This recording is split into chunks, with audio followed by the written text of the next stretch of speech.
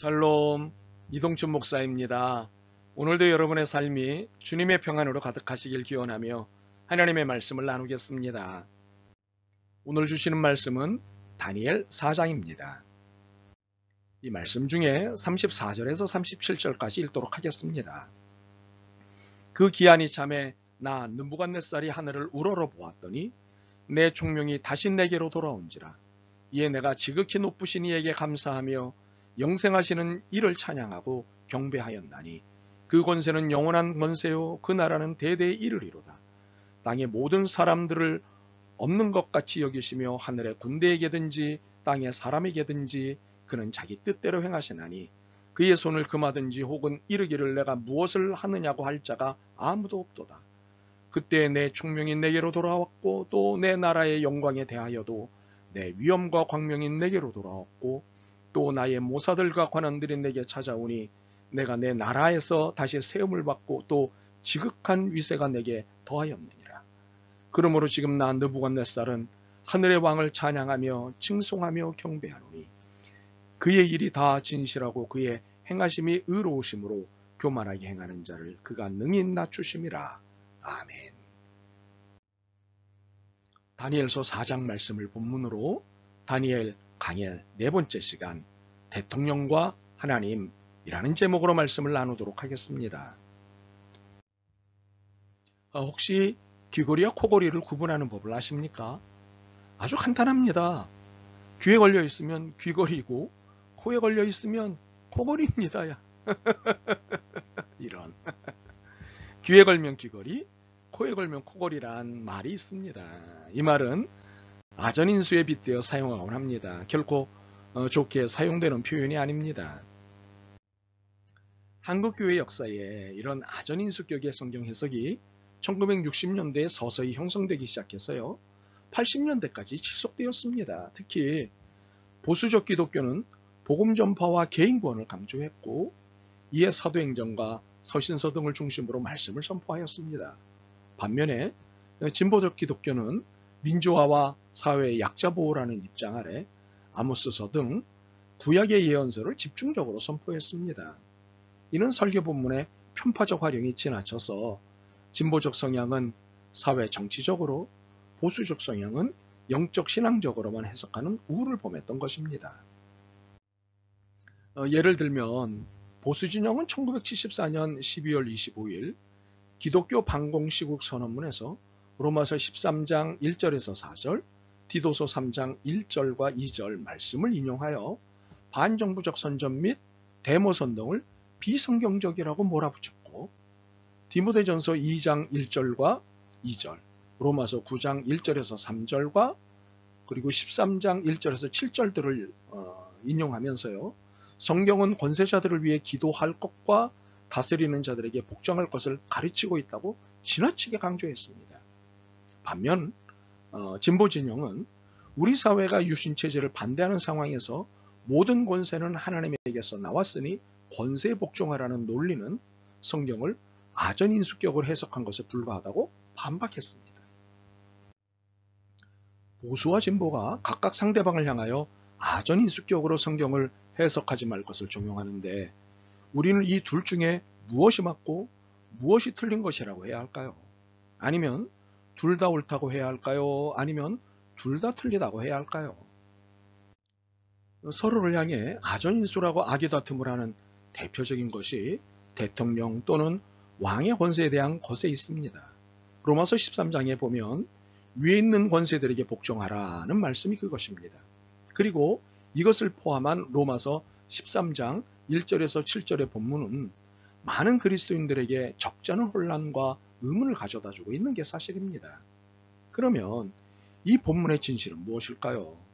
로마서 13장 1절에서 말씀하는 권세들은 기독교인들이 세금을 내야 할 대상인 정치적인 제도로서의 국가와 그것의 통치자들을 지칭하는 것입니다.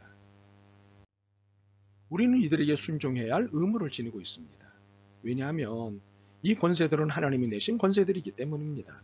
그러나 이것은 무조건적 순종을 말하는 것이 아닙니다. 합당한 반응은 하나님의 명령과 통치자의 명령이 상치될 때는 당연히 지상의 권세들의 명령에 불순종하고 하나님의 명령에 순종해야 하는 것입니다. 참으로 로마서의 이 본문은 절대 복종을 명한 것이 아닙니다. 다른 말로 정치적 침묵주의를 명한 것이 아니고 정치적 수동성의 명령이 아닙니다. 오히려 우리가 로마서 13장 말씀을 이해할 때 보다 중요한 것은 정치 권력을 비롯한 모든 권력의 원천이 하나님이시고 공직자들은 하나님의 종들이라는 사실을 놓치지 않는 것입니다.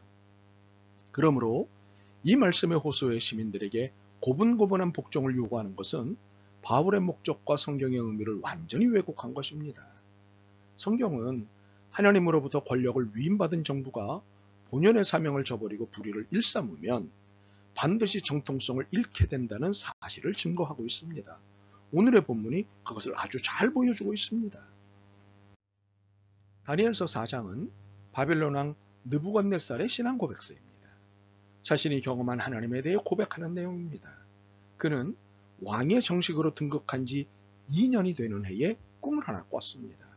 그런데 도무지 그 꿈이 생각나지 않았습니다. 그래서 자국의 모든 엘리트들을 모아 그 꿈을 알아내라고 했지만 아무도 못 알아냈는데 유다에서 포로로 잡혀온 다니엘이 그 난제를 해결해 주었습니다. 그때 느부갓네살은 하나님의 위대하심과 전능하심에 대해 아주 깊이 경험하게 되었습니다.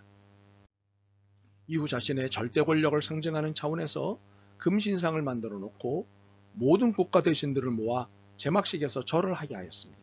그런데 다니엘의 세 친구가 그의 명령에 순종하지 않자 그들을 평소보다 7배나 뜨거운 화덕에 넣으라고 명령을 하였습니다. 그러나 그들은 죽지 않고 살았고 그때 느부갓네살은 하나님의 위대하심과 전능하심을 다시 한번 깊이 경험하게 되었습니다. 이러한 일련의 경험 이후 그의 삶은 참으로 달라졌습니다. 그것은 두 번째로 꾼 큰 꿈의 해석을 다니엘에게 전적으로 의뢰했다는 것입니다. 9절입니다.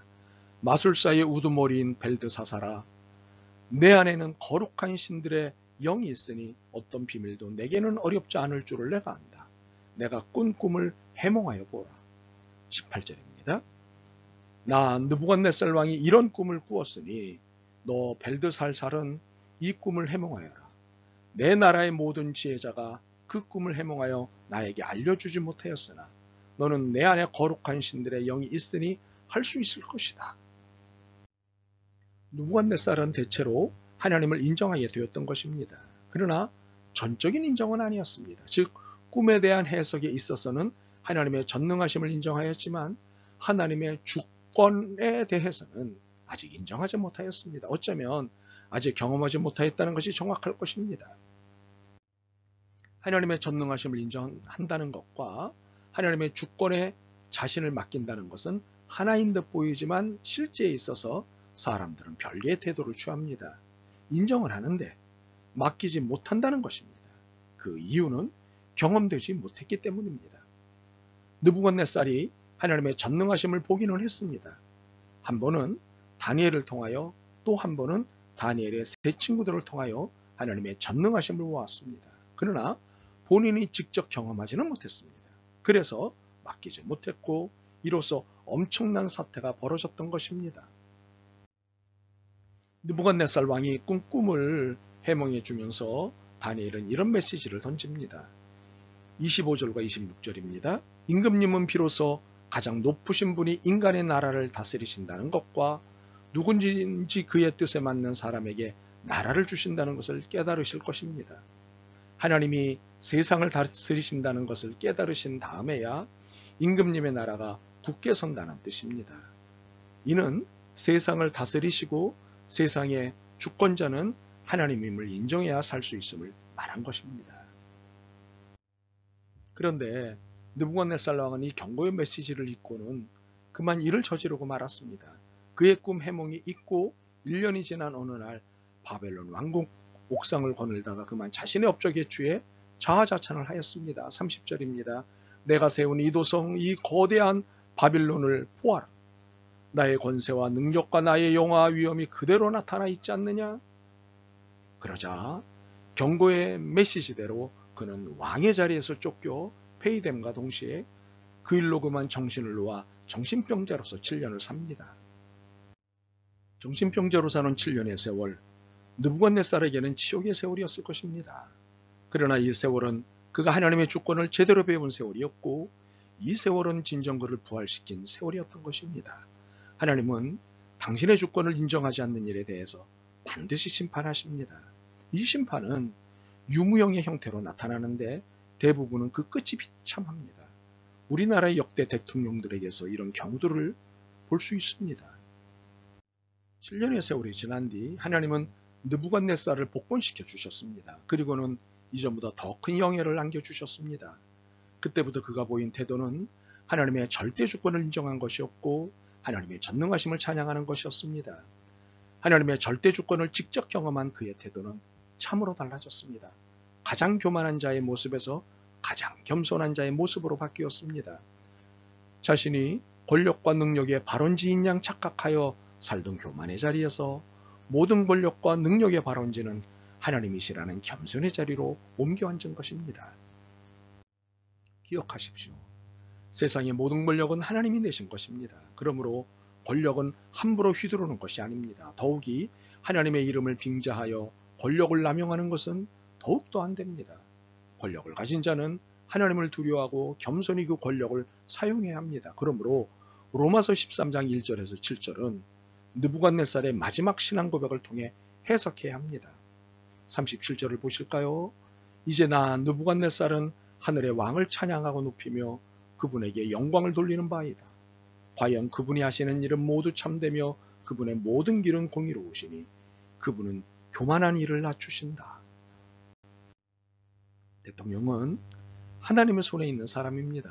대통령은 하나님이 내신 인물입니다. 그러므로 우리가 함부로 대할 일이 아닙니다. 그러나 대통령은 누구보다도 하나님 앞에 교만해서는 안 됩니다. 대통령은 모든 권력의 발원자이요 주권자로서 하나님을 인정할 때만 자신에게 주어진 권력의 세월이 평안할 것입니다. 그러므로 교회는 이 사실을 권력과 권력자들에게 주지시켜야 할 선지자적 의무를 가지고 있습니다. 교회는 권력 밑에 있는 것이 아닙니다. 권력의 성각자로서 있는 것입니다. 참으로 교회는 하나님의 대리자로서 세상에 있는 것입니다. 그러므로 교회는 이 세상의 영적 등대로 서 있어야 합니다. 물론 교회는 겸손해야 합니다. 그렇지만 좌로도 우로도 치우치지 않는 올곧은 성각자의 자리를 지켜야 합니다. 이 일은 여러분들의 몫입니다. 아멘. 주님은 모든 권세와 권력의 주인이십니다. 하여 두려운 마음으로 경배드립니다. 주님의 전능하심과 주권에 늘 순종하며 살 수 있도록 믿음을 주옵소서. 예수 그리스도의 이름으로 기도드립니다. 아멘. 오늘도 여러분의 믿음과 삶을 응원합니다. 사랑합니다.